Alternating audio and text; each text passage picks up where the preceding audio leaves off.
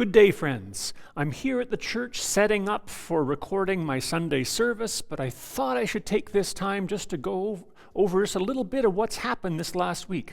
As many of you have known, we won the Pillar of the Community Award, we at St. Andrews, from the local Chamber of Commerce, which is just such a wonderful thing. It's a great recognition of what this church has been doing through its life.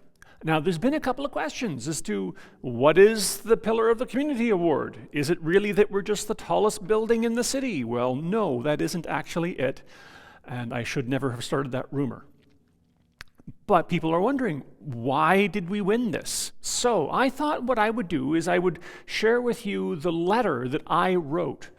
Dana Chamberlain, who's a member of the Chamber, nominated us to win this award. Now, from that, part of the nomination is that we have to write our own nomination letter. Council put me in charge of that. So I wrote a letter to the Chamber, and I thought I would read that letter to you so that it's kind of a pat on the back, look at what we've been doing, but it's also just so that you know exactly what led to this award. Not so much the letter, but all of the things the letter has spoken of over the years. So, this is the letter that I wrote. St. Andrew's Church is known throughout Moose Jaw as the church that was destroyed by fire and rebuilt in the 60s. When talking to many people, you may hear the "I remember where I was" stories about the sad day that the flames lit up the sky.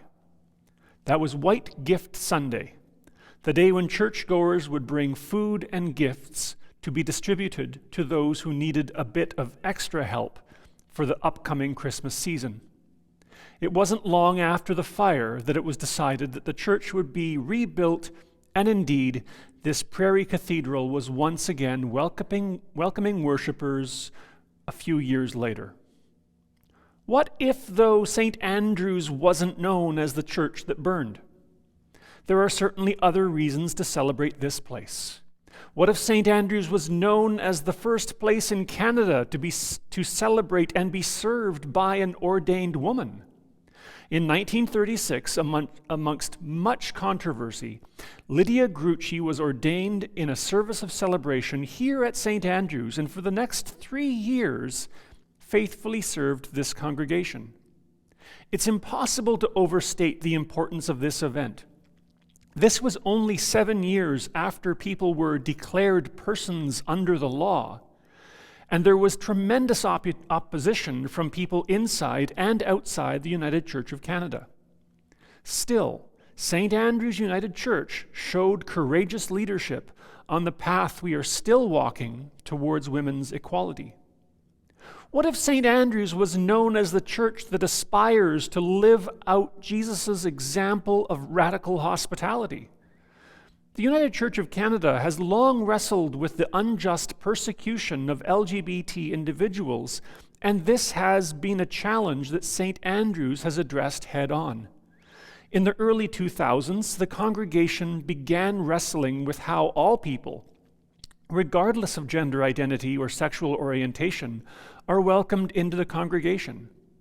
This was not an easy discussion, and there were some who felt that this could no longer be their church.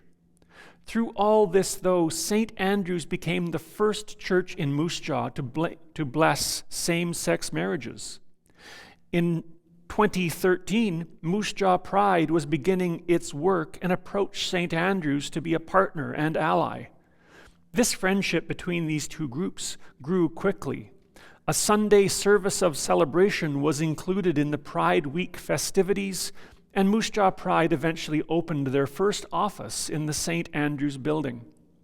Then in 2017, St. Andrew's earned the designation of Affirming, which is a public declaration that all people, regardless of age, gender identity, race, sexual orientation, ethnicity, economic circumstances, or differing abilities, are welcome to participate in the life of this church as we strive to follow the way of Christ.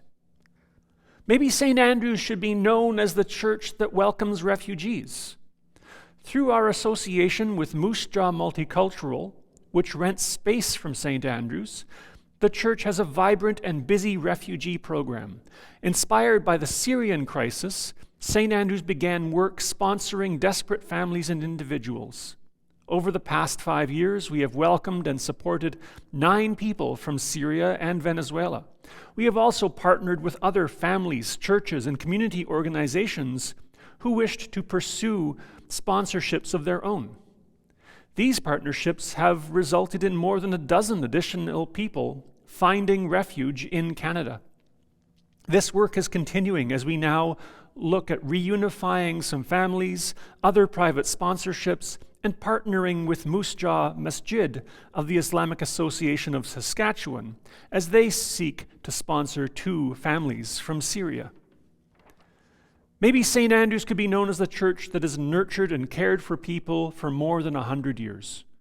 Countless people have come through these doors to attend Sunday school and other groups that nourish young minds, such as Saskatchewan Youth Parliament and youth groups. Adults have attended Bible study and Sunday services and have been inspired to engage our community and the world through our service and volunteerism. People have been inspired by the stories of our faith to deal compassionately and ethically in other areas of their life, such as family and business. Through the prayerful work of St. Andrews, those that mourn are comforted, those that were outcast are welcomed, and those who are able are inspired. Indeed, the reach of St. Andrews into the community of Moose Jaw is immeasurable. St. Andrews is far more than the church that burned. We're far more than the rich history that has brought us to this place. St. Andrews is a church that is looking far into the future of discipleship, worship, and service. Thank you for taking the time to consider our congregation for the Pillar of the Community Award, and thank you to Dana Chamberlain for suggesting that we apply for this honor. So you see, we really do have a lot going for us in this place. We have accomplished a lot, and there is so much more in our future. So thank you for being a great church. Thank you for being great partners in ministry with me and other churches around Canada.